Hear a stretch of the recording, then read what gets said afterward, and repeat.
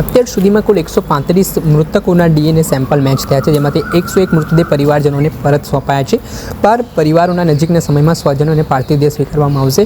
5 પરિવારો સાથે તંત્ર સંપર્કમાં છે। 17 પરિવારોને બીજા સ્વજનોને ડીએનએ મેચની રાહમાં છે। સિવિલ હોસ્પિટલના સુપ્રિન્ટેન્ડન્ટ ડૉક્ટર રાકેશ જોશીએ મીડિયાને માહિતી આપતા જણાવ્યું છે, જેમ જેમ પરિણામો આવતા હશે એમ ડીએનએ મેચિંગનો દર વધશે અને પ્રક્રિયા ઝડપી બનશે તથા ઓછો સમય લેવામાં આવશે।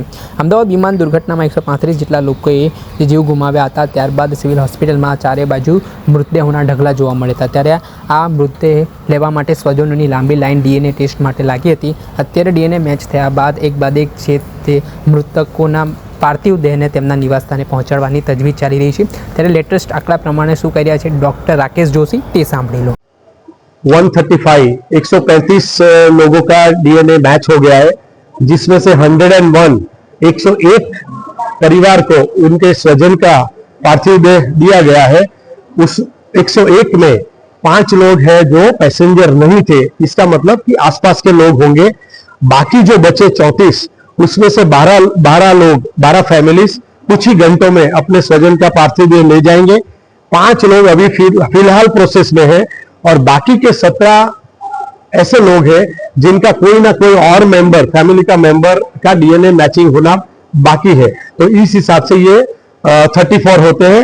और इसका अगर देखा जाए ब्रेकअप, तो उदयपुर से जैसे 2 है, बड़ौदा से 13, खेड़ा से 10, अहमदाबाद से 30, महसाणा से 5, बोटाद से 1, जोधपुर 1, अरवली 2, आनंद में 9, भरूच में 4, सूरत में 3, गांधीनगर 5, महाराष्ट्र मुंबई मिला के 4, दीव में 4, जूनागढ़, अमरेली, गिर सोमनाथ, महिसागर, भावनगर, पटना, राजकोट एंड नडियाद, ये सब में से 1।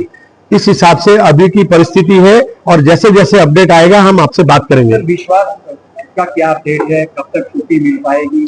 और उसके परिवार में भी एक सदस्य की मौत हुई है, उसका भी क्या डीएनए सैंपल मैच हो गया है? नहीं हुआ।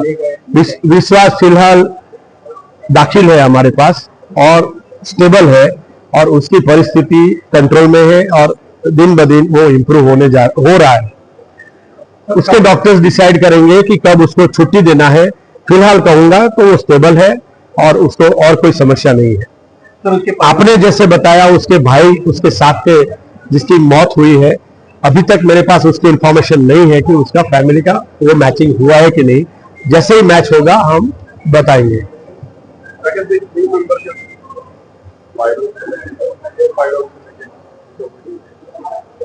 सांजे ऑफिस આપણે સાંભળ્યા હતા સિવિલના સુપ્રિન્ટેન્ડન્ટ ડૉક્ટર રાકેશ જોશી, તેમના મામલે મહત્વનું નિવેદન આપવામાં આવ્યું છે।